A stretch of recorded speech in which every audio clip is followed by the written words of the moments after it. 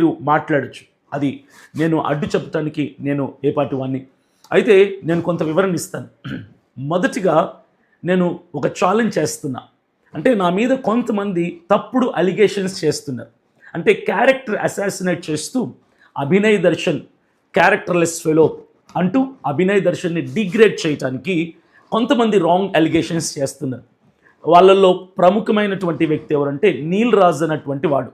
నీల్ రాజ్ అన్నటువంటి ఇతను నేను అన్పార్లమెంటరీ వర్డ్స్ నేను వాడదలుచుకోలేదు. ఎందుకంటే నేను ఒక భరోసా పార్టీ ఆంధ్రప్రదేశ్ రాష్ట్ర అధ్యక్షుడిగా నాకు కొన్ని లిమిట్స్ ఉంటాయి. అలాగే ఒక క్రైస్తవ నాయకుడిగా నాకు కొన్ని పరిధులు ఉంటాయి. కాబట్టి నా పరిధిలో ఈరోజు నేను కోపాన్ని అణిచిపెట్టుకొని కోపాన్ని అంతటిని కంట్రోల్ చేసుకుంటూ చిరునవ్వుతో మాట్లాడటానికి నేను ప్రయత్నిస్తున్నా.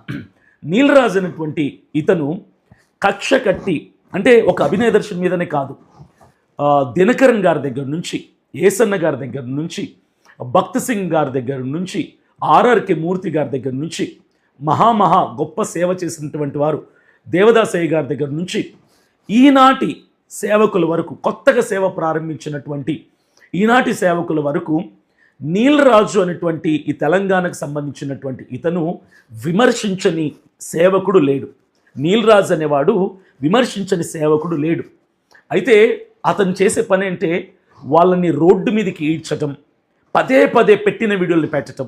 ఈరోజు ఒక ఇష్యూ జరిగిందనుకోండి ఒక పాస్టర్ మీద, అతనికి సంబంధించినటువంటి కొన్ని వీడియోలు అవి సేకరించి అతన్ని బతుకు నాశనం చేసే ప్రయత్నం చేస్తాడు.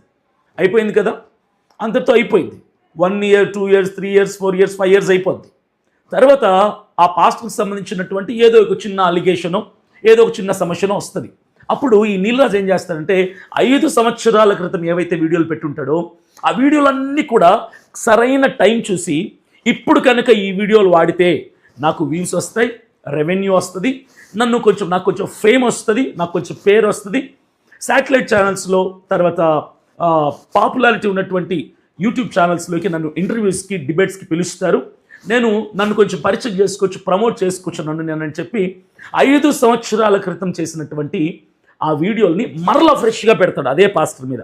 అప్పుడు జనం ఏమనుకుంటారంటే, ఓహో ఇప్పుడు వీడియోలు ఏమో ఇవి ఫ్రెష్ వీడియోస్ అని ప్రజలు కన్ఫ్యూజ్ అయిపోయి ఆ పాస్టర్ ఎవరైతే ఉంటారో అతన్ని అపార్థం చేసుకుంటారు. ఎందుకంటే ఈ నీలరాజు అనేటువంటి ఇతను చెప్పడు 5 సంవత్సరాల క్రితం వీడియోలు ఇవి అని చెప్పడు.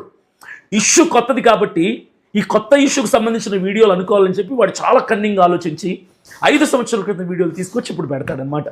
ఇది నీలరాజు అనేటువంటి వ్యక్తి చేసేటువంటి కుట్ర.